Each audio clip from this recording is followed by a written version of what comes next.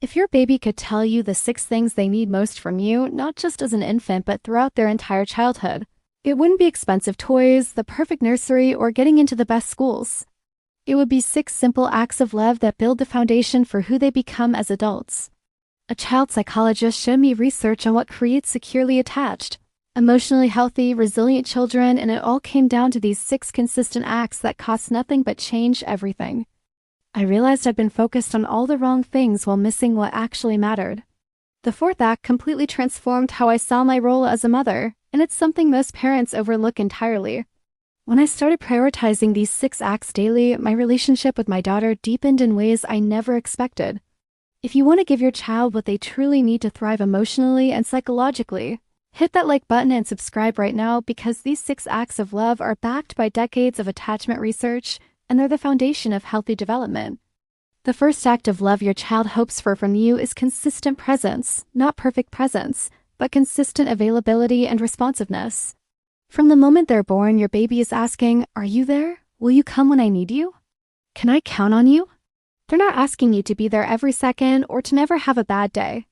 They're asking for predictable, reliable availability. When they cry, someone responds. When they reach for connection, someone reaches back.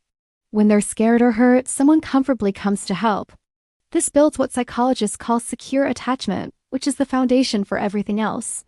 Children with secure attachment become adults who can trust others, regulate their emotions, form healthy relationships, and navigate challenges with resilience. But this doesn't just matter in infancy.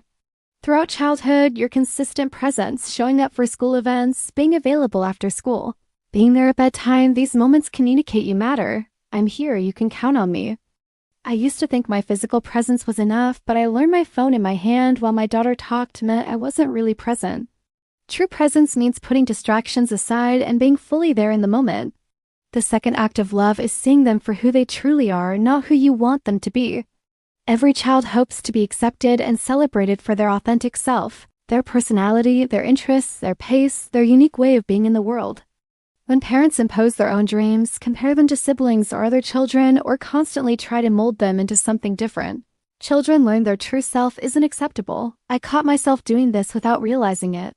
My daughter is quiet and introverted, but I'm extroverted and social. I kept pushing her to be more outgoing, signing her up for activities to bring her out of her shell, subtly communicating that who she was wasn't quite right. When I started truly seeing and accepting her quieter nature, celebrating her depth and thoughtfulness instead of trying to change her, she blossomed. She became more confident because she felt accepted for who she actually is. Now I pay attention to who she is and support that person, not the child I imagined I'd have. The third act of love is responding to their emotions with acceptance, not trying to fix, minimize, or control their feelings. Children hope that when they bring their big emotions to you, whether it's sadness, fear, anger, or frustration, you'll stay calm and accepting instead of being overwhelmed or dismissive. They need to learn that all feelings are okay, even uncomfortable ones, and that they can feel them and survive them. I used to rush to make bad feelings go away. My daughter would be sad, and I'd immediately try to cheer her up or distract her. She'd be angry, and I'd tell her to calm down. But what she needed was for me to sit with her in those feelings and show her they're manageable. Now when she's upset, I say things like, "You're really sad right now, and that's okay. I'm here with you." This simple shift has taught her emotional regulation in ways my old approach never could. She's learning that feelings come and go, and she can handle them with support. If you want to raise emotionally intelligent, securely attached children, make sure you subscribe and turn on notifications for more research-backed parenting insights. The fourth act of love, and this is the one that changed everything for me, is delighting in them. Not just loving them or being proud of their accomplishments, but genuinely enjoying who they are and showing it. Children hope that their existence brings you joy, that you light up when you see them, that spending time with them is something you want to do, not just something you have to do. I realized I'd become so focused on managing my daughter's behavior, teaching her things, and getting through daily tasks that I'd stopped showing her I delighted in her. I rarely told her I love spending time with you or your laugh is my favorite sound. When I started deliberately expressing joy in her existence, not just pride in her achievements, something shifted. She became more relaxed, more affectionate, more secure. Delight is different from conditional approval. Approval says I love you when you do well. Delight says I love you because you exist. The fifth act of love is creating safety, both physical and emotional. Every child hopes for a home where they feel protected from harm and where they're emotionally safe to make mistakes, ask questions, express themselves, and be imperfect. Physical safety is obvious, but emotional safety is equally critical. It means your child knows they can come to you with anything without fear of harsh judgment, shame, or rejection. I had to examine whether I created emotional safety for my daughter. When she made mistakes, did I respond with shame and anger or with curiosity and teaching? When she told me hard things, did I overreact or stay calm and supportive? When she had different opinions from mine, did I shut her down or listen? Creating emotional safety means managing my own reactions so she feels safe bringing her whole self to me, even the parts that are messy or challenging. The sixth act of love is letting them grow in separate while staying connected. This seems contradictory, but children need both roots and wings. They hope you'll encourage their independence, celebrate their growth, and support them in becoming their own person, while also staying emotionally available as their secure base. Parents who hold too tight create dependent, anxious children. Parents who push them away too soon create insecure children. The balance is supporting autonomy while maintaining connection. As my daughter gets older, I'm learning to step back and let her handle more on her own, make her own choices, solve her own problems.